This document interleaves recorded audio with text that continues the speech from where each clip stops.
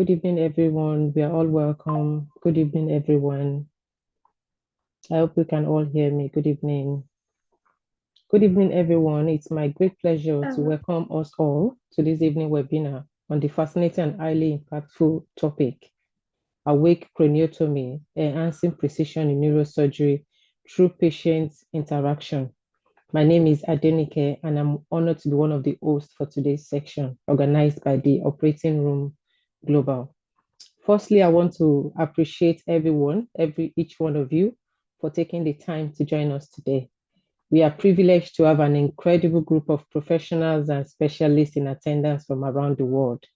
Your presence really reflects a shared commitment in advancing surgical excellence and improving patient outcome. And it is this collective passion that drives innovation in healthcare, such as the procedure we'll be discussing tonight. I would also like to acknowledge our distinguished speaker, whose expertise and insights will no doubt make this an enriching and educational experience for everyone who is in this section tonight. Their contribution is invaluable to the ongoing dialogue about how awake craniotomy can enhance precision and safety in neurosurgery. And we are all fortunate to learn from our knowledge. Thank you once again for joining us, and I look forward to having an engaging and thought-provoking discussion tonight.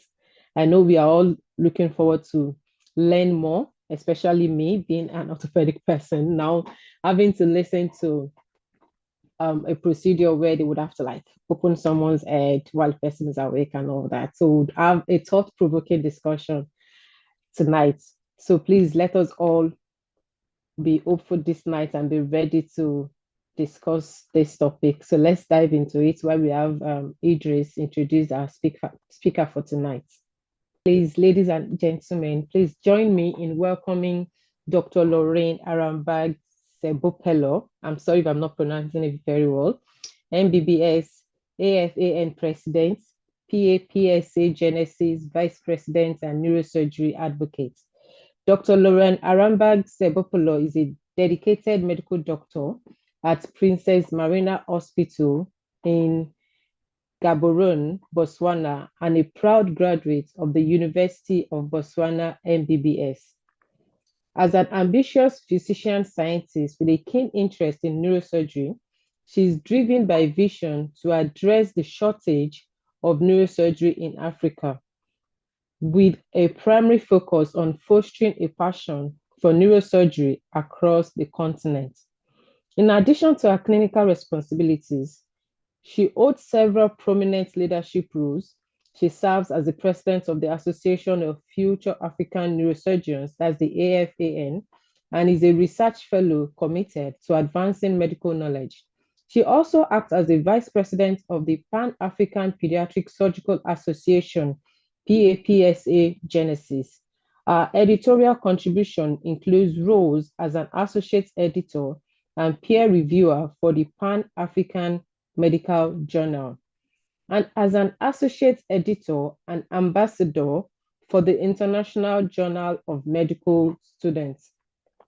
Dr. Sebopelo is actively involved with the World Federation of Neurosurgical Societies, Global Neurosurgery Committee, and engages with the Global Alliance for Surgical Obstetrics, Trauma, and Anesthesia Care, which is the G4 Alliance. She is Botswana's first national delegate for the International Association of Student Surgical Societies and has previously led Africa in the IASSS. Her research contribution extends to significant projects with the Botswana UPenn partnership. Our ultimate goal is to foster international partnership with professionals who share a commitment to advancing medical research and practice on a global scale. We are privileged to have Dr. Lorraine Arabang Sebopelo as a speaker for today's webinar, where she will share her valuable insights and experiences on enhancing precision in neurosurgery through patient interaction.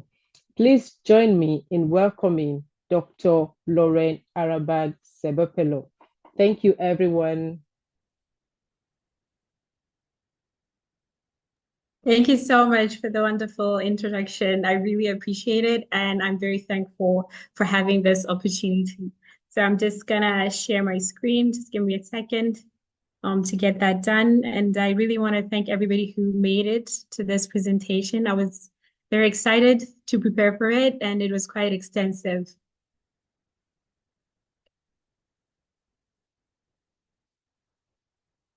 All right, so hope everybody can see my screen.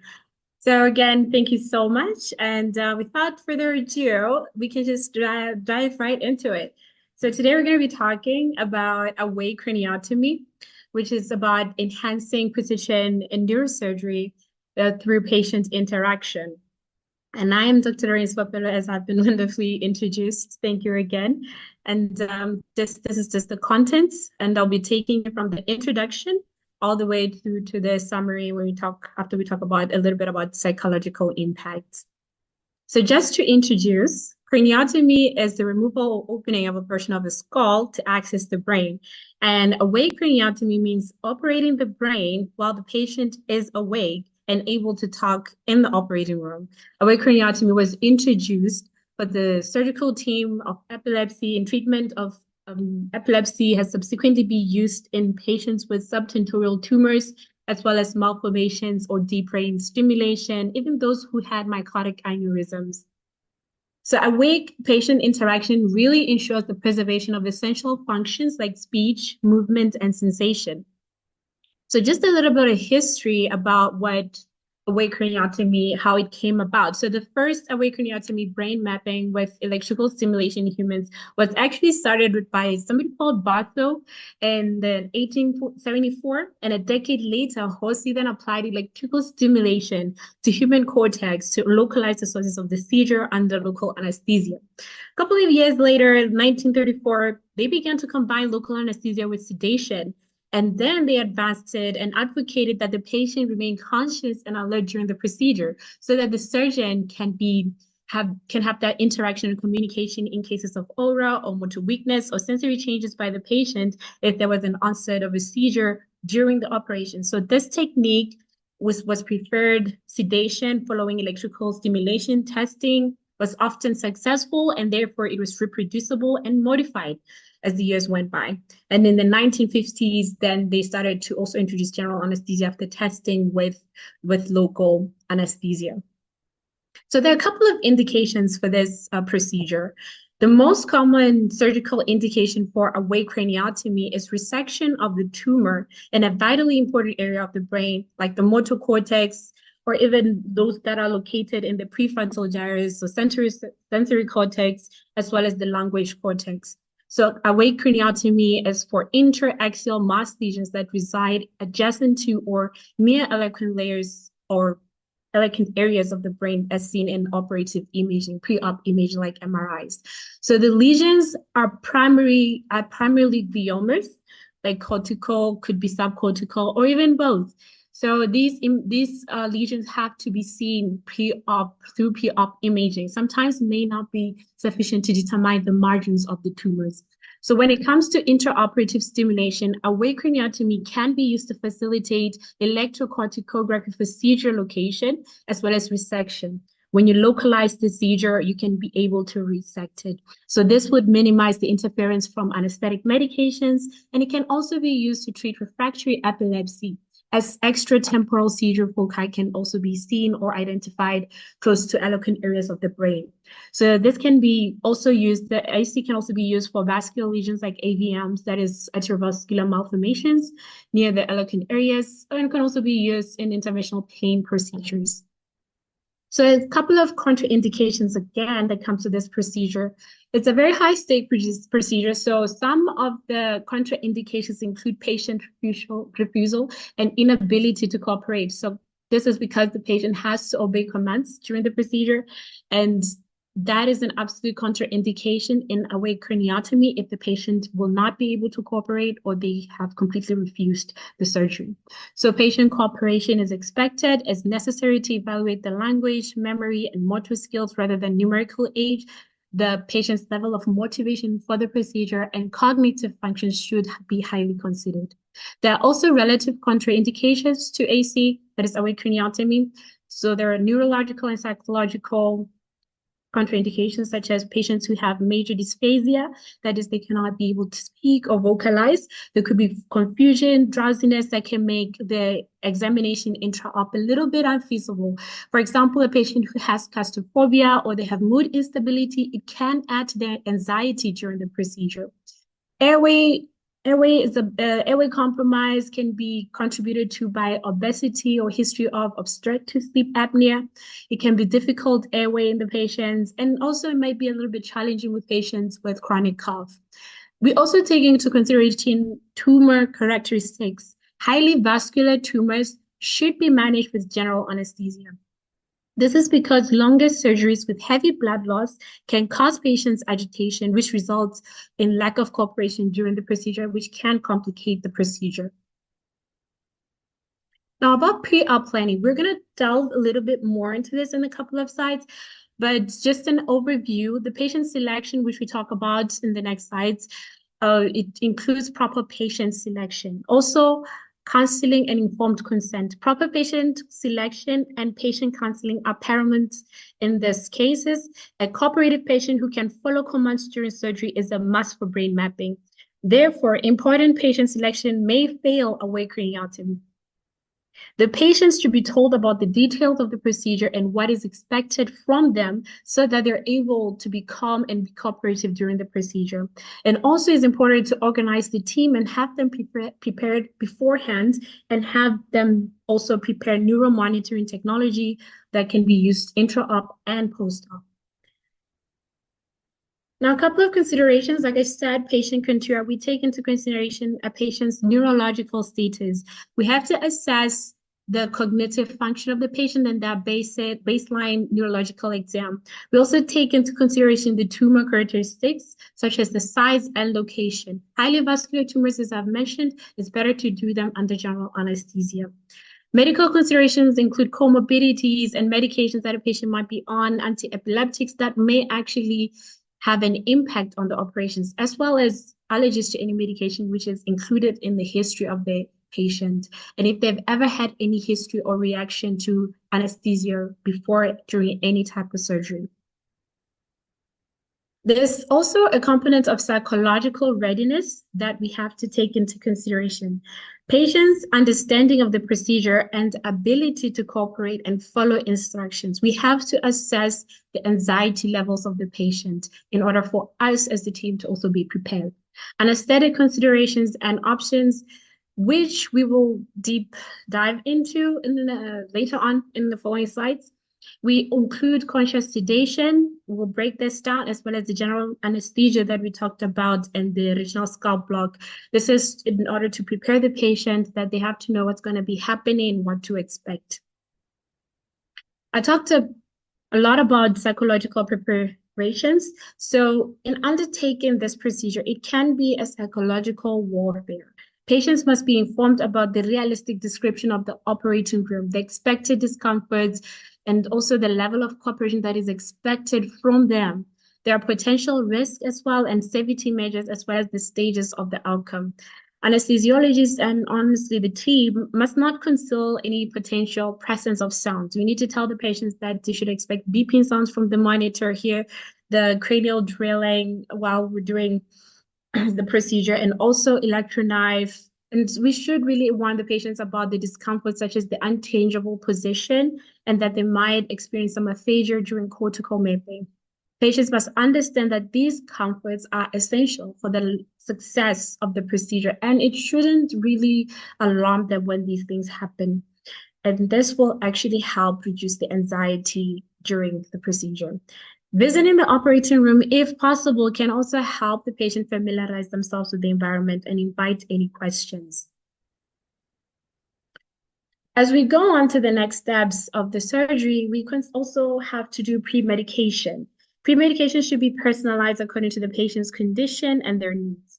In general, some medications should be avoided and used cautiously, such as midazolam, atropine, scopolamine, as these can impair the neurocognitive function and lead to confusion or delirium. However, a small dose of midazolam in a patient who's highly anxious, especially younger patients, is quite normal and can be done during the operation.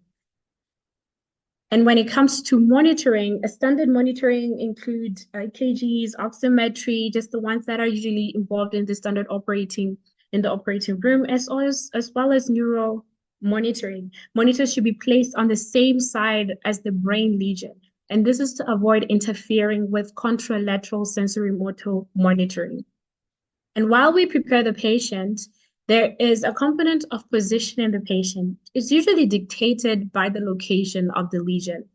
But most of the time, patients are put in a lateral or semi-lateral or even supine positions. But with occipital lesions, the patient can be sitting upright, or this is because they want to test the visual cortex. In any position, it is important that when the patient is fully awake during mapping, they can see and they can communicate with the anesthetist or the neuropsychologist available. Sterile drapes must not encroach over the patient's space, as this can cause, it increases the anxiety, can cause claustrophobia, and it can also contribute to difficult communicating.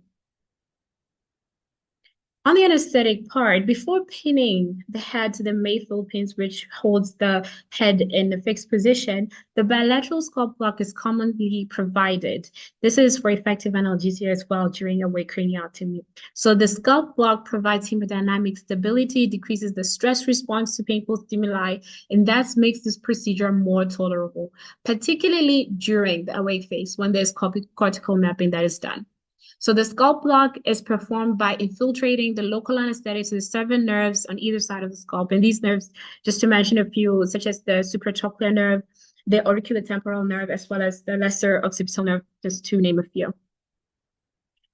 And just on the next slide, it's as an overview of what the procedure, looks like or it entails. And in the pre-awake phase, the local anesthesia, either local infiltration or the scalp block, provides effective pain control for both awake craniotomy patients in GA and reduces the usage of IV opioids. Commonly, a scalp block is used and local infiltration along the incision lines.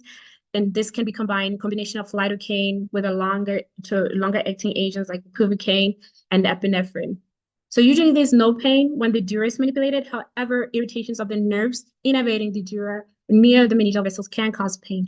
So the DEX, medication called DEX, medetomidine, I'll just call it DEX for simplicity, it can be used alternatively to propofol and has been previously demonstrated to have a high degree of safety as well as efficacy in previous studies. Commonly, both propofol and opioid infusion can be discontinued around 15 minutes before brain mapping is done, which I will explain in the following slides. So currently, there are 2 techniques that are listed on the screen. There's sleep. The patient will have GA with laryngeal mask airway or an ETT endotracheal tube for the craniotomy and the closure, but will be awakened and extubated for mapping and resection. So general anesthesia is induced at the start and the airway is secured with ETT or a supraglottic device, a supraglottic airway. So the patient will be kept under GA during the stimulating part of the surgery, that is the skull pinning, craniotomy, and dural opening. Once the dura is open, the patient is awakened so that he or she can participate in the cortical mapping. Now, once the mapping is completed, general anesthesia is induced again, then we extubate for mapping, because if the airway is secured with an ETT, the patient may cough and may be agitated during the procedure during the awake phase, resulting in brain swelling and therefore complicating the operation. LMA can also be used, produces less stimulation and has a smoother transition from one phase to another, and so preferred over ETT. However, it can get displaced during positioning the patient or intra-op, requiring an emergency intubation. Now, on the next row, it's about the awake phase, AAA. So this is where the patient will be awake with light sedation and spontaneous ventilation for the craniotomy and the closure. So conscious sedation, there's moderate sedation that is provided and administered during the procedure, during the stimulating portions of the procedure, like the application of the pins and skin incision. So sedation is then stopped or decreased during the cortical mapping so that the patient will be able to interact, and it's restarted again during closure. So the goal of sedation is to keep the patient responsive to verbal or tactile stimulation with competent airway. Excessive sedation may result in an airway obstruction, hypertension, and respiratory depression, as well as apnea. So these are some of the things to look out for. Now, brain mapping, I've mentioned this term in a lot of times. So this technique is used to identify functional areas of the brain, and it helps minimize the risk of the procedure. So functional mapping areas are mapped in the brain, the motor and sensory cortex, the language centers, which we will explore in a few slides, as well as direct cortical stimulation. So there are two types of brain mapping. There's intra-op and non-invasive. So intra-op, which is used, is direct electrical stimulation. You stimulate the brain surface with electrodes to test the function. Electrocardiography, it measures like a graph. It will measure the electrical activity of the brain and identify epileptic foci. And non-invasive use of functional MRI is one of the things. And with brain mapping, the direct stimulation of the brain with a small electrical current then allows the identification of a functional cortex. And when the motor cortex is stimulated, there's involuntary movements that will occur. And when the somatosensory is stimulated, the patient will then report sensations of the body. So this is the communication part that we're talking about, which is essential to prepare the patient for, as well as the language cortex, which you'll be able to identify any speech errors that may occur. So in the 2000s, Dr. Miles performed a procedure, and these images that we'll show in the following slide give an idea of what the setting would be in the OR. And this is how local anesthesia is administered. Sometimes the proximity shown on MRI of the brain tumor, the MRI can show you the brain tumor and where it is to a functional brain, but it may potentially restrict the resection to either biopsy alone or a limited incomplete resection, both of which may significantly worsen the prognosis. So in this setting, sometimes utilizing techniques such as cortical stimulation in an awake patient to identify important functional brain during a tumor removal can demonstrate the degree of the separation of the tumor and a functional brain not captured on preoperative MRI. This then will allow safe maximum tumor removal. So there are types of patient interaction that are done intra-op. Different tasks are performed during the procedure, which include cognitive tasks such as naming objects, motor skills by moving limbs, and sensory tasks to identify any sensation. Challenges to be aware of during the procedure include patient anxiety and discomfort. It is highly expected and it is okay. What is important is reassurance of the patient. Managing stress and managing pain. Pain will exacerbate anxiety, and if patient is anxious, will then be agitated, and that can complicate the procedure. There can also be communication barriers, but these have to be identified prior to the procedure. Language or any cognitive impairments. Unexpected responses. Usually handling complications and patient reactions is quite important, and it goes back to the first point of managing anxiety and discomfort of the patient.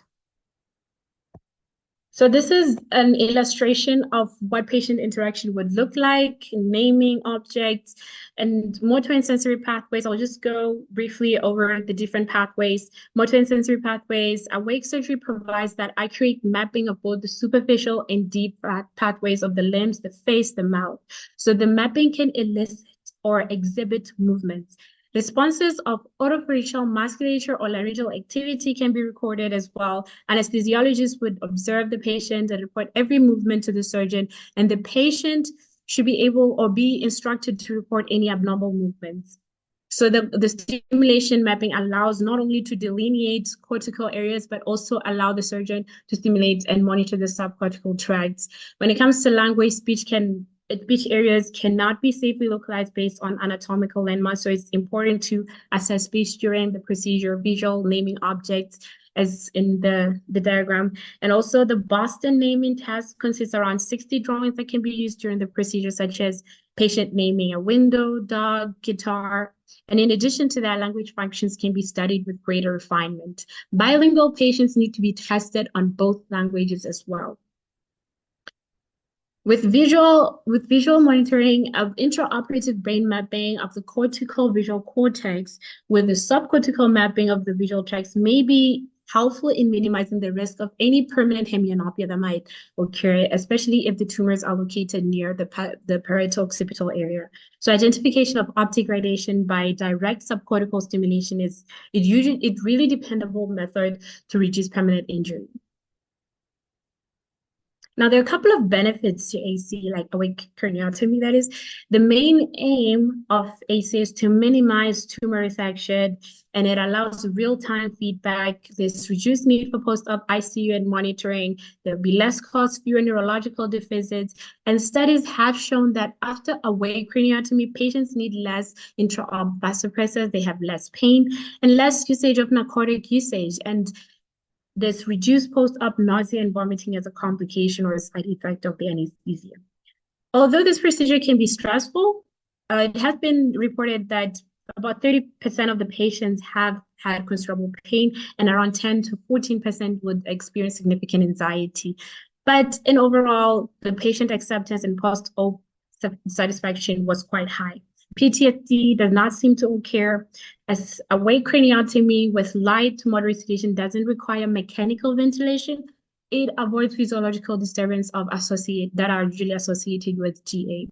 And a detailed discussion of potential disadvantages of this GA has recently been reviewed, and the data suggests that awake craniotomy could improve access to neurosurgical care in low and middle income countries.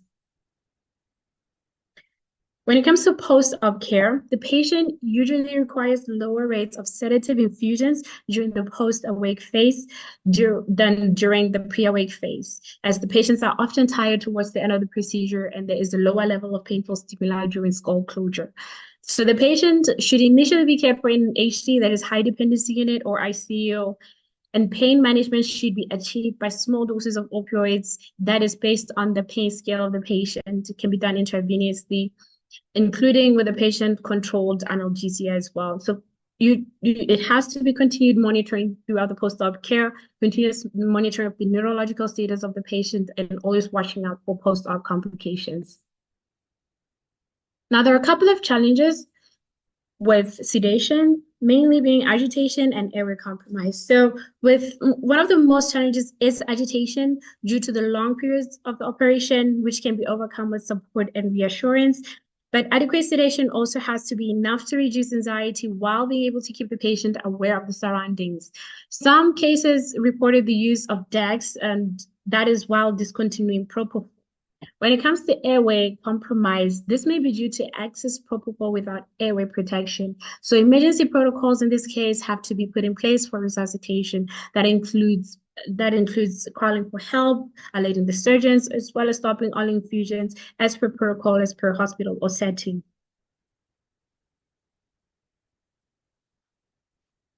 So another one of the main complications in the awake phase that you have to be aware of during this procedure includes seizures. The incidence of these seizures include around 2 to 20% in AC. And a seizure usually occurs most commonly during stimulation for brain mapping. Many intra-op seizures are focal, they're brief, and they resolve spontaneously, whereas others are often generalized. Patients with a history of seizures or younger patients, especially with tumors in the frontal lobe, are more prone to seizures, and intra-op seizures often have a higher rate of transient motor deterioration and longer hospital stays. So the first line management will be with irrigation of the brain with saline, sterile iced saline. And if that doesn't work, propofol can also be used, and midazolam can also be used to terminate the seizure if the iced saline is ineffective. Hypertension is also another commonly experienced complication.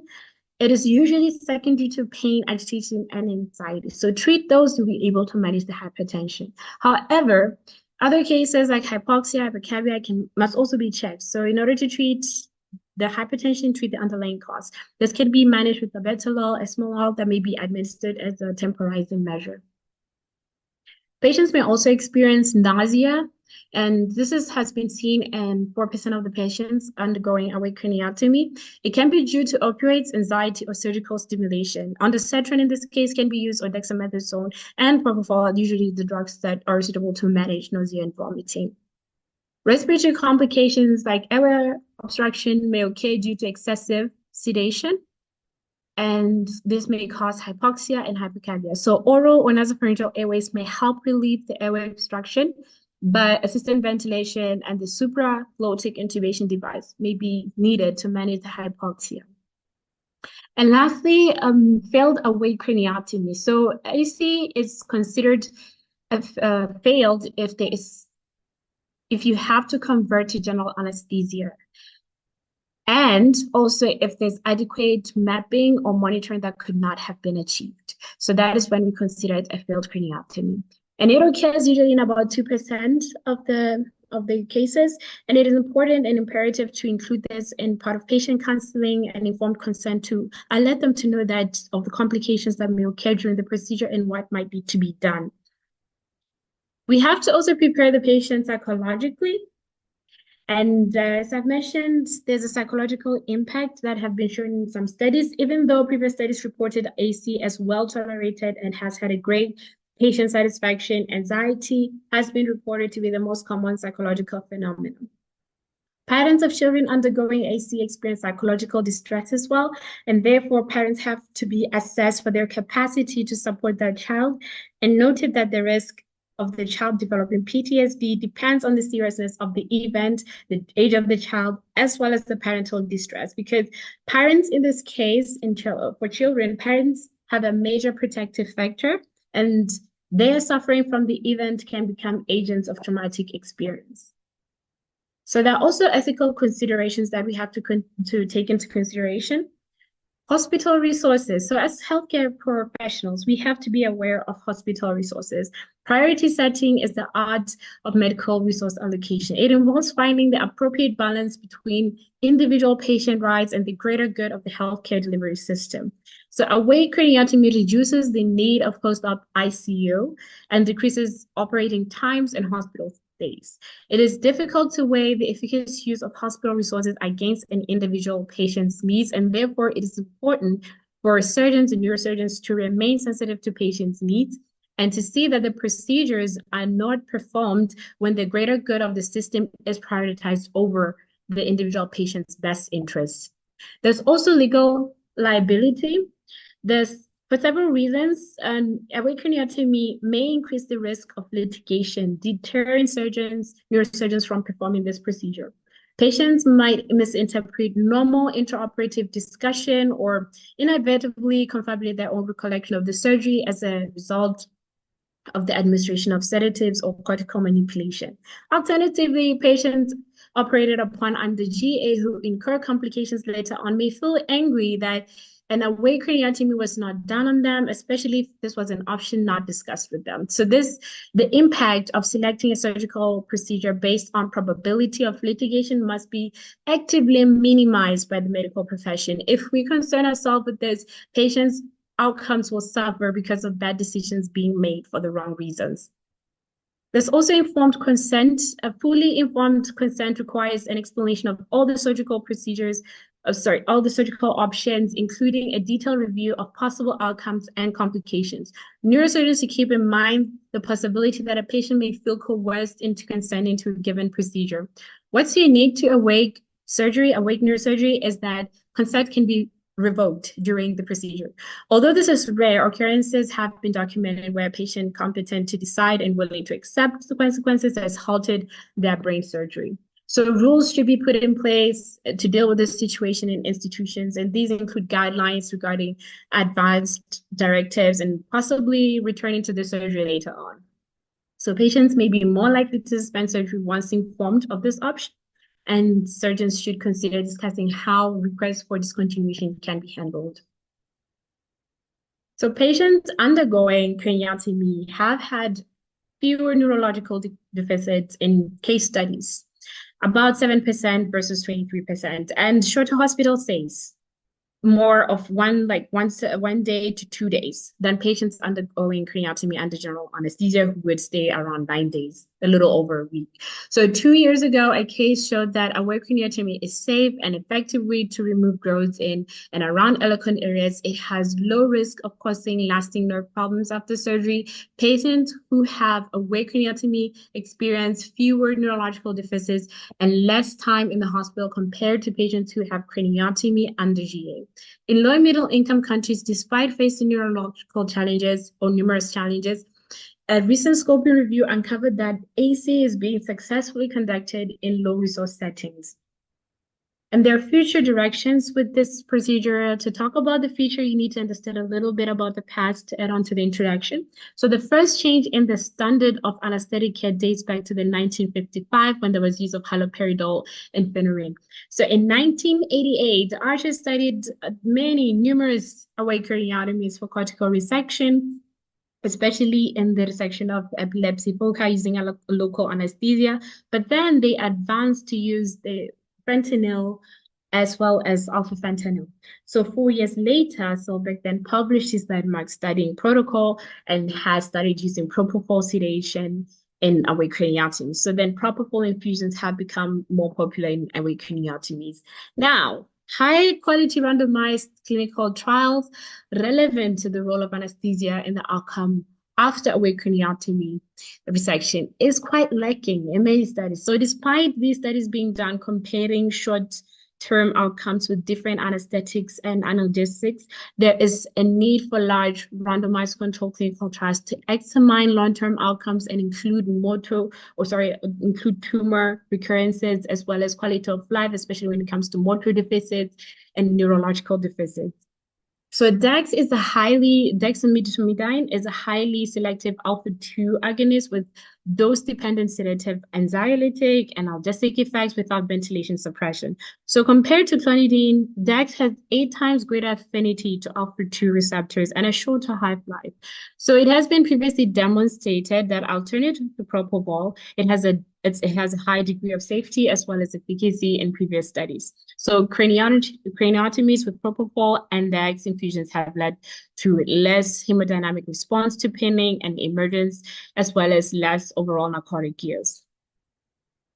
So when it comes to levobupivacaine, it could replace bupivacaine for scalp block with minimal use of sedatives and opioids. So some authors have described the use of this procedure performed with Mayfield head holder. This is possible using new electromagnetic navigation systems based on a sensor attached to the mastoid of the patient. So this avoids head fixation, allowing for minimal movement of the patient to reduce pain incidence and facilitate anesthesiologist intervention on the patient's airway if necessary. So just to summarize, AC, awake brain surgery, as with brain mapping, is considered to be the best method for removing tumors or lesions in or near important areas of the brain. So any damage to areas critical for speech, motor deficits, functions from surgery or injury that could have severe consequences, especially with regard to quality of life. So the gold standard technique for mapping these vital signs includes direct electrical stimulation for the cortex while the patient is awake. Patients who are awake will have the ability to complete tasks that is pertinent and to determine if the stimulus interferes with the task execution. Selecting the right patients is very important, and providing them with proper counseling is extremely important. Before surgery, explain the procedure to the patient, what is expected from them, and to keep them calm during the procedure. And this is to help with cooperation during the procedure. To use sedation and nerve block carefully and to keep the patient pain-free and comfortable. It can help increase cooperative patients and also reduce traumatizing the patients during the procedure. These are my references. This was quite extensive and I tried to summarize everything, most of the topics, but there's still more that can be explored with regard to the topic. Thank you so much. I'll just hand it over again to the host. I appreciate it. I'll open the floor for any questions. Okay. Thank you so much, Dr. Lally. That was a wonderful presentation and it was so impactful. So this time we'll have to take questions. Please, if you do have any question, please use the chat box, or you can just raise your hand and I will call you up for your question. Meanwhile, let me read out the questions that we have in the chat box. The first question by Dative Marisa.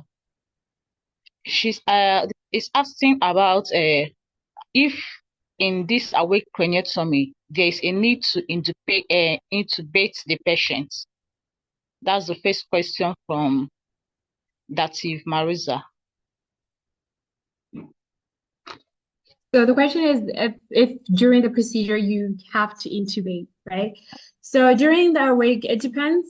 So there are two ways. Let me just go back to the slides. Sorry. So there are two ways, like I mentioned, with the awake craniotomy, what can be done, GA versus the one. So the first one, general anesthesia, the supraglottic device, that is where we have the patient sleep and then wake them up. So in this row, you can use ETT, you can use out of the ETT or LMA to help with the patient ventilation during GA. But if after you intubate and then the patient is awake, there start to be complications. If you remember this slide, you go back to if their patient is experiencing any airway compromise that you might need to intubate, you go back, you alert the surgeons, it's an emergency protocol, call for help, stop all ventilation and door starts. And if there's a failed awake craniotomy, we then have to revert to general anesthesia. Yes. Okay, thank you so much. The next question from same person, the question is, what is the advantages to perform awake craniotomy for both patient and surgeon? So the main advantages for awake craniotomy is that there is maximum tumor resection.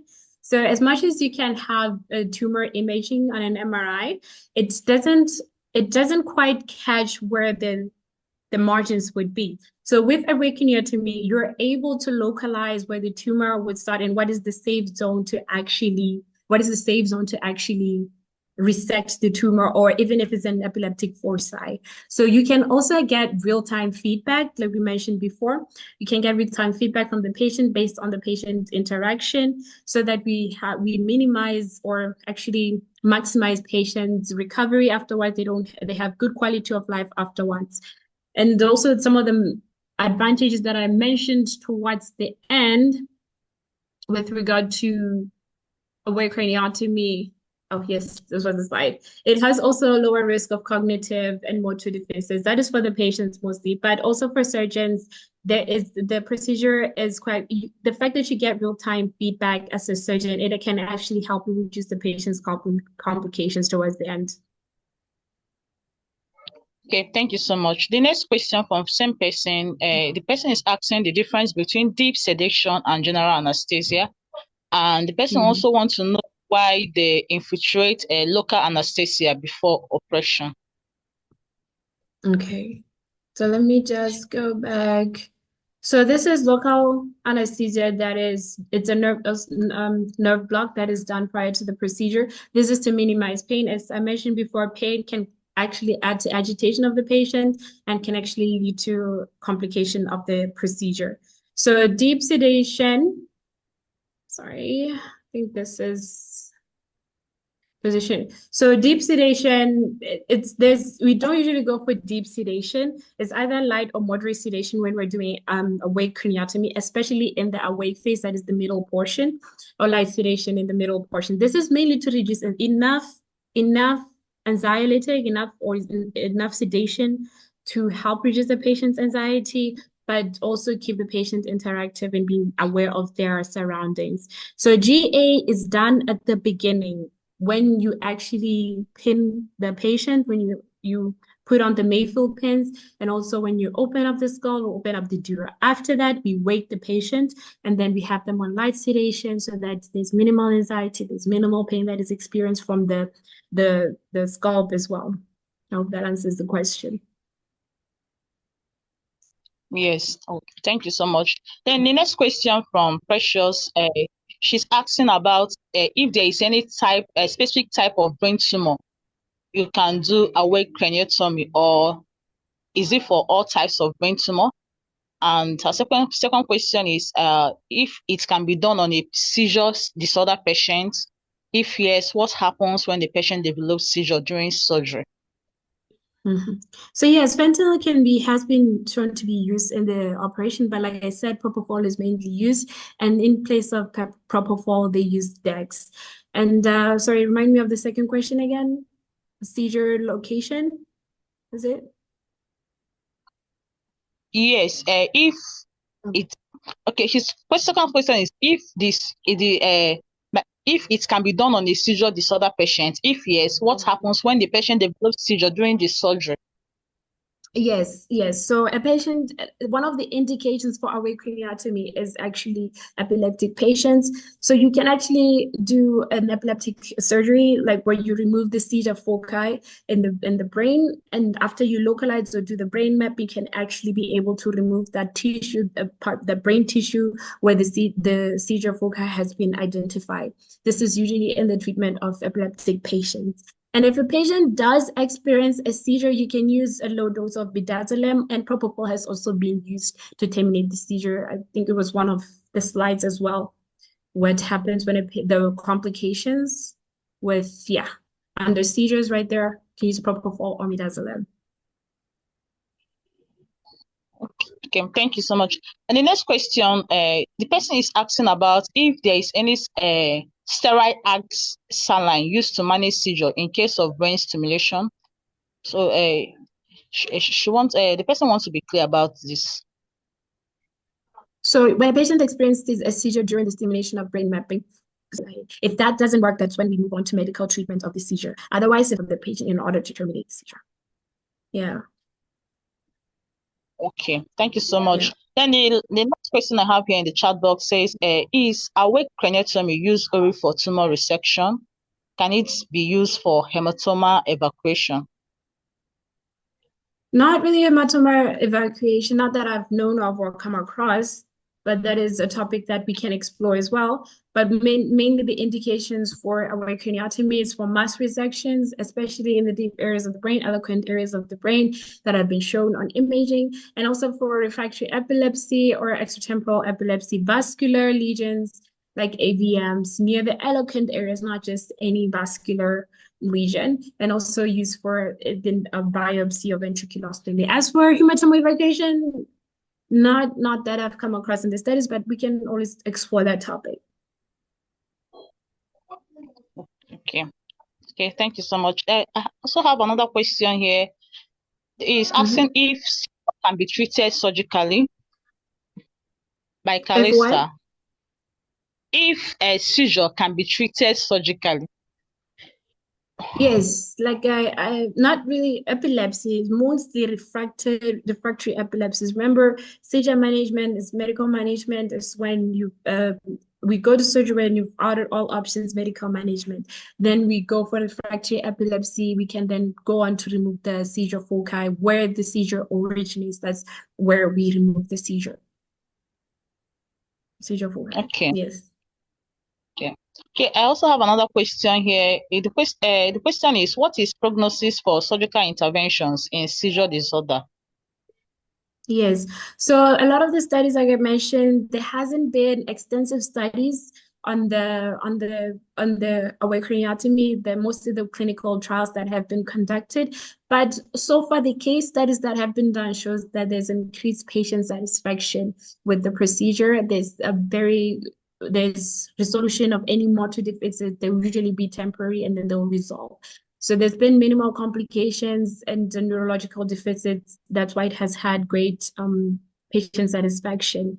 And also the quality of life hasn't been extensively studied. So this is an area, an opportunity to extensively explore the project, the question in a research that could have been one of the options too. Yes. Okay, thank you so much. Okay, I can see a hand raised by Calista Adeya.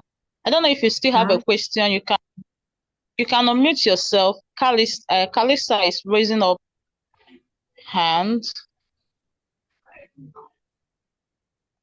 You can unmute yourself, Calista, and ask your question. If not, we have to continue. Okay, thank you so much, Dr. Lorraine. That was a wonderful and impactful presentation. Thank you.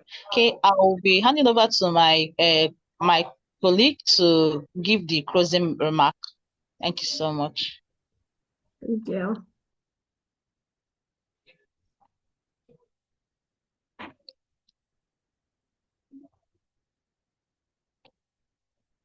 Thank you very much once again, everyone.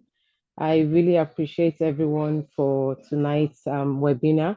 Thank you very much, Dr. Lorraine. As we come to the close of what has been an incredible and enlightening and engaging webinar this evening, I want to take a moment to express my heartfelt gratitude to everyone for attending tonight's webinar. Without you, we can't be here. And special thanks to Dr. Lorraine Arabang Sebopelo, which she has not told me yet if I'm pronouncing her name correctly, whose expertise and thoughtful presentation on awake craniotomy, enhancing precision in neurosurgery through patient interaction have provided us with deep insights, a thought-provoking one, into the complex and groundbreaking procedure. We really appreciate your detailed explanation on how patient interaction during awake craniotomy enhances surgical precision, while also ensuring better patient outcome. It has truly broadened our understanding on this topic because, for one, I really don't know much about awake surgery and its importance in neurosurgery. But now, I guess, like every one of us, if I'm allowed to speak for everyone, we now know its importance. And like you said, it's primarily used for patients with brain tumors or those with epilepsy that is being located in areas where the brain is responsible for critical functions such as speech, movement, or vision. And the interaction with patients and surgeon during the surgery would help in mapping and monitoring this brain function in real time. Like when they are taking out this mass, they can relate with the patient, interact with the patient to know if they are taking too much or if they've taken enough and patient is already giving a positive response. And we all know the benefit, like you've said, it helps in improving patient outcomes. And there are also challenges like patient comfort and cooperation of the surgeons, like patient is awake, is the patient ready to answer question, or is the patient comfort in pain, allowing the surgeon to focus on the surgery. I really appreciate your explanation and how you have actually answered the questions. And this evening has truly opened all our eyes. And I know some of us would go back and reflect on the topic more. And I really appreciate everyone for being here once again. And on behalf of the Operating Room Global, I would like to say thank you for all your participation and your question and engagement. And we hope to see you at our further future webinars and events. Stay safe till then and have a wonderful evening, everyone. Thank you for coming. Thank you. Thank you. Thank you.